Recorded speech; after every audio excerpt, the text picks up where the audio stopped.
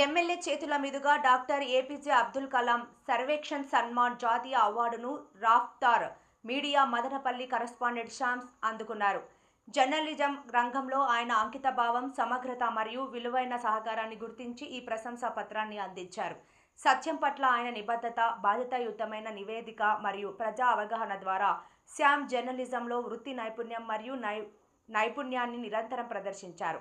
ఆయన పని సమాజాన్ని సానుకూలంగా ప్రభావితం చేసిందని మరియు మీడియా వృత్తి యొక్క నిజమైన స్ఫూర్తిని నిలబెట్టిందని ఎమ్మెల్యే షాజహాన్ బాషా మరియు town bank chairman Nadella Vidyasagar కొనియాడారు.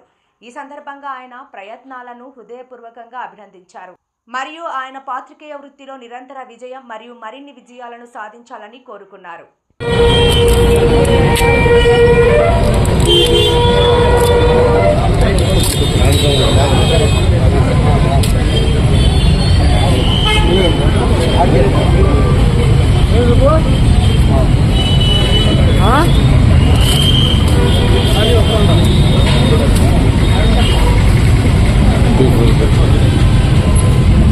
మన press reporter Shyam MLA Abdul Kalam గారి అవార్డు రావడం చాలా ఆనందదాయకం.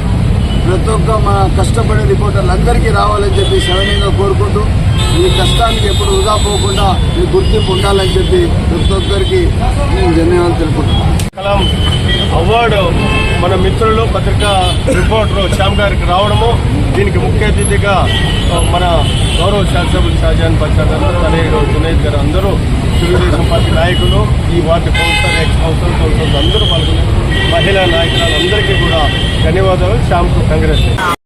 నాకు తక్కువ సమయంలో పరిచయం అయినా కూడా చాలా ఎక్కువ క్లోజ్ అయినా మనము. ఎలక్షన్ టైంలో కూడా నాతో ఏమేమి చేయాలా, ఏ విధంగా చేయాలన్నది నాకు కొంచెం సూచనలు సలహాలు ఇచ్చేటోళ్ళు.